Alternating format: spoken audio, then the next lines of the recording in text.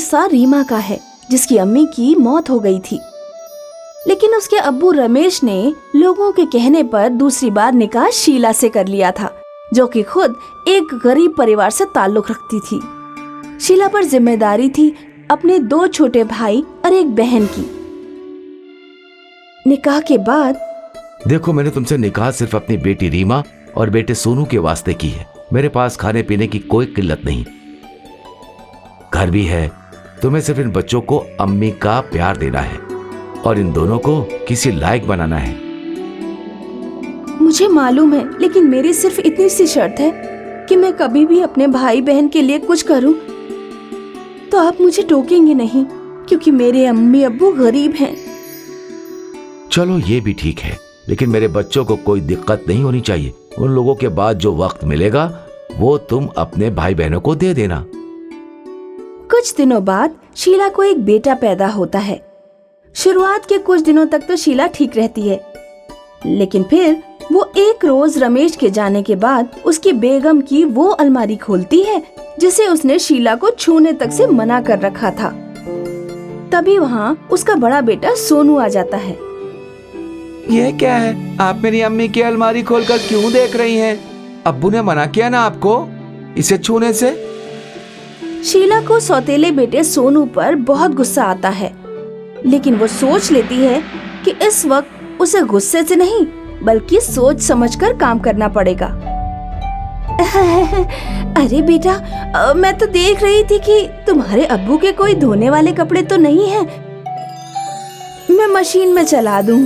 वो क्या है ना कि अब्बू को रोज जाना होता है कि नहीं? तो कपड़े तो धुले होने ही चाहिए ना। सोनू को भी नई अम्मी की बात ठीक लगती है, इसीलिए वो वहाँ से चला जाता है। लेकिन एक बार जब घर पर कोई नहीं था तो शीला पूरी अलमारी खोलकर देखना शुरू करती है। अरे, ये इतना बड़ा संदूक किस चीज का है? जैसे ही वो संदूक खोलती है, उसमें भर कर गहने रखे होते हैं। शीला का मन उन गहनों को देखकर लालच से भर जाता है। या अल्लाह, इतने सारे गहने! मैं तो सारे गहने रख लूंगी, लेकिन कैसे? इन्हें तो मालूम हो जाएगा। बोल दूंगी कि चोरी हो गए। नहीं नहीं नहीं नहीं, बेकार में पुलिस का लफड़ा। क्या करूं? हाँ, एक तरकीब है। शीला अगले रोज जब रमेश ऑफिस चला जाता है तो सारे गहने लेकर निकल जाती है सुनार के पास। सुनिए, ये सारे गहने देखकर छाप लीजिए अपने दिमाग में। हूबहू ऐसे ही एक एक नकली गहने बनवाने हैं मुझे। ये कौन सा बड़ा काम है? हो जाएगा, कल शाम को आ जाना। शीला अगले रोज शाम को सारे असली गहने बदलकर नकली गहने रख देती है। कुछ रोज गुजर जाते हैं। एक रोज शीला, सुनिए, मेरी बहन का निकाह है, मुझे कुछ रोज के लिए घर जाना है, बच्चों को भी ले जा रही हूँ। शीला बच्चों को लेकर घर जाती है, जहाँ वो 10 बरस की रीमा से ढेर सारा काम करवाती है। क्या हुआ, जो बच्चा सौतेला है तो बच्चा ही ना शीला। अच्छे शख्स से तेरा निकाह करवाया था, मगर तू तो। देखिए अम्मी, किसी और का बच्चा पालना आसान नहीं, नामुमकिन है। और मैंने ये निकाह सिर्फ आप लोगों के लिए किया है। ये भाई बहन की फौज जो मेरे पीछे लगा रखी है, उन लोगों के पालन पोषण के लिए है। ये लो गहने। शीला जब अम्मी को गहने दे रही थी तब रीमा उन्हें देख रही थी। रीमा की मासूम आंखें उन गहनों को पहचान रही थी। शीला की नजर रीमा पर पड़ जाती है। अम्मी, ये गहने इनकी पहली बेगम के हैं, लेकिन मैंने हूबहू वैसे ही डिजाइन के नकली गहने अपनी बहन के लिए बनवा लिए हैं। कितने खूबसूरत है ना अम्मी। छोटी बहन का निकाह अच्छे घर में होगा। शीला निकाह के बाद घर आ जाती है। घर आकर वो रीमा से कहती है कि रीमा, देखो, तुम 10 बरस की हो गई हो, लड़कियों को घर के सारे काम आने चाहिए। इसी वजह से आज से मैं तुम्हारा स्कूल जाना बंद कर रही हूँ। कल से सारा घर का काम तुम्हें करना है।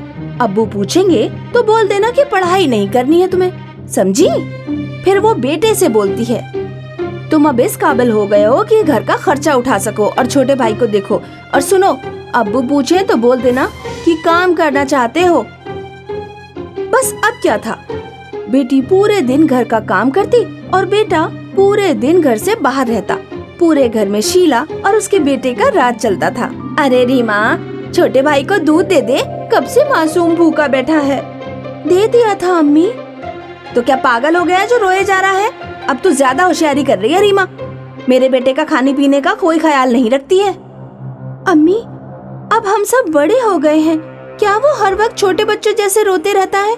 उसको बोलिए नौकरी करे। सोनू भी तो आखिर नौकरी करता है ना? हाँ हाँ करता है, मगर वो पढ़ता भी तो नहीं था ना। अब देख कब से नौकरी कर रहा है, तो फिर तरक्की पाकर इतना कमा भी तो रहा है ना कि उसकी निकाह के बारे में सोचा जाए।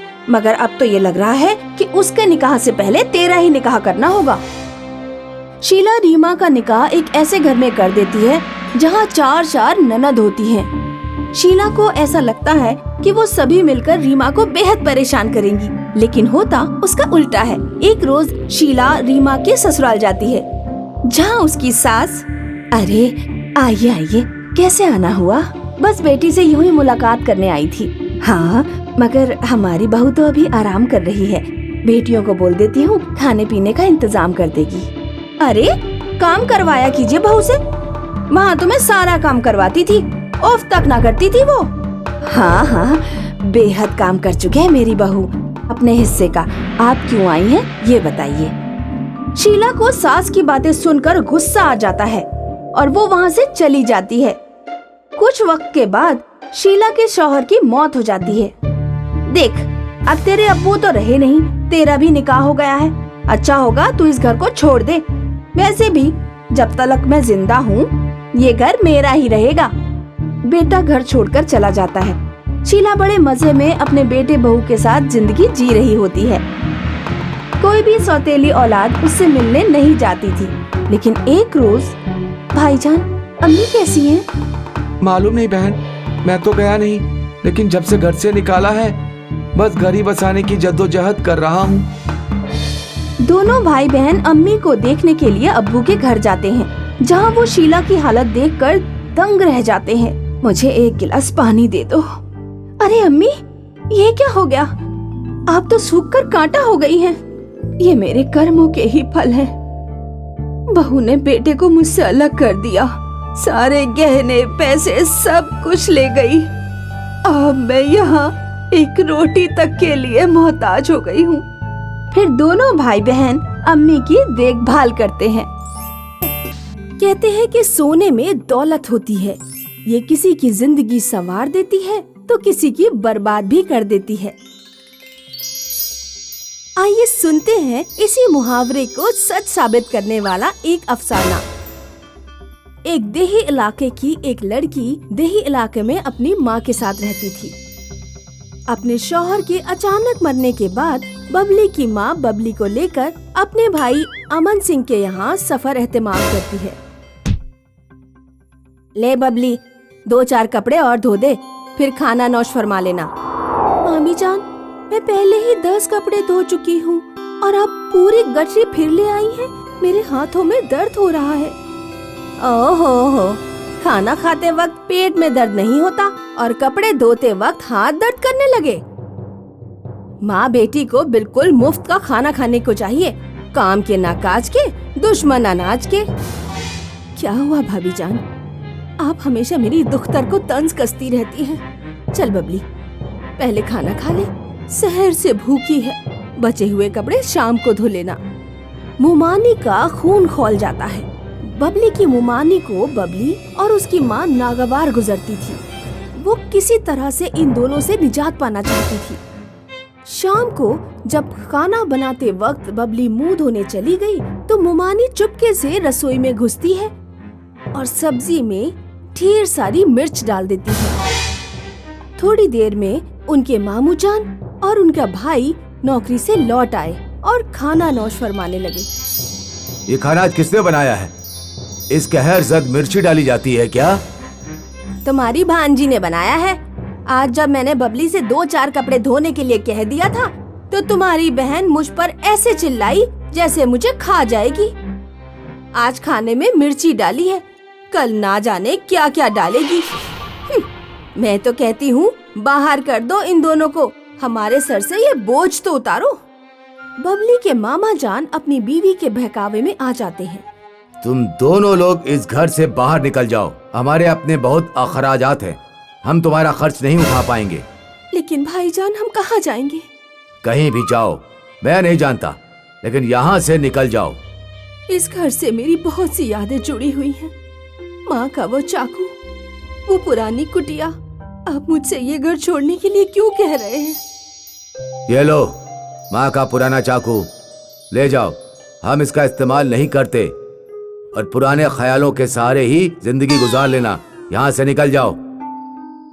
बबली की माँ और बबली शब में ही कपड़ों की पोटली लेकर दूसरे सफर पर निकल पड़ते हैं। अम्मी जान, अब हम कहाँ जाएंगे?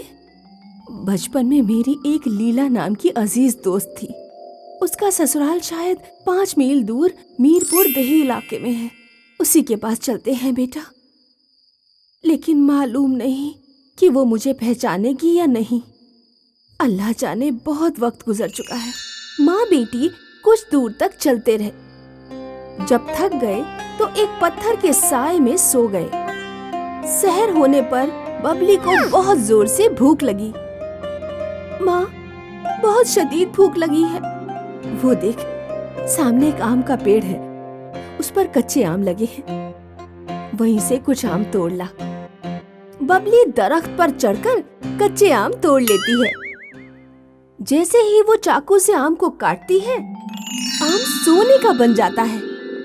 ये क्या हुआ माँ? लगता है आपकी माँ के चाकू में कोई तिलिस्मी शय है। हमारे पास सोना तो आ गया, लेकिन ये जगह रहने लायक नहीं है। हमें मीरपुर ही चलना चाहिए। बबली और उसकी माँ मीरपुर पहुंचकर सोने को फरोख्त करते हैं और एक बड़ा सा घर खरीद लेते हैं। बबली की माँ हाथों हाथ बबली की शादी कर देती है। वो बबली को ससुराल नहीं भेजती। बबली का शौहर घर दामाद बनकर उन्हीं के साथ रहने लगता है।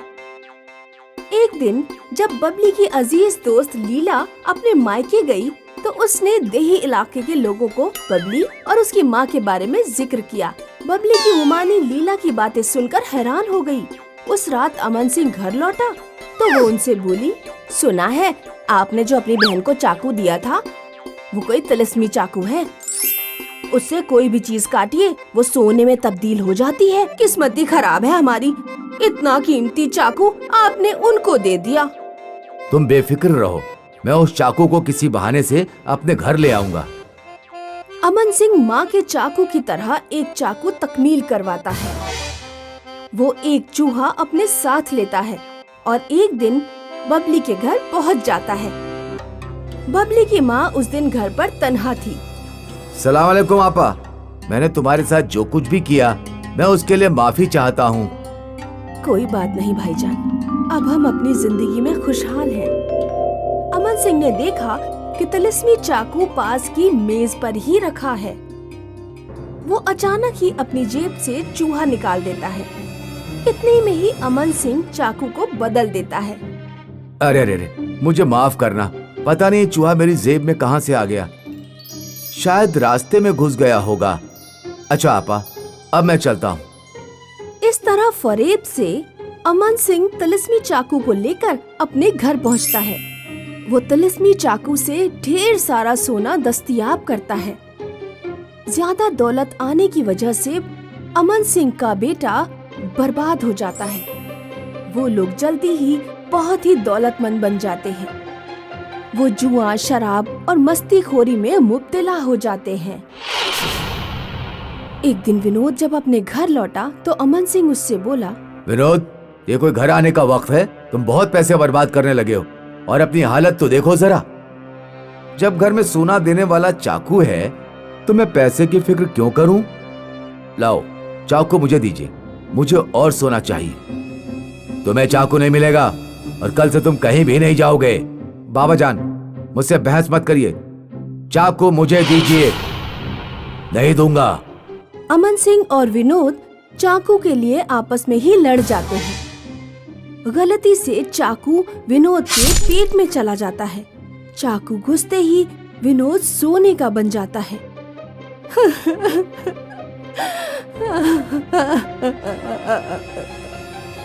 या अल्लाह, ये क्या हो गया? मेरी जिस्त बर्बाद हो गई। मैंने चाकू से अपनी किस्मत फोड़ ली। मेरी इकलौती औलाद मेरे हाथ से चली गई। अब ये दौलत मेरे किस काम की है?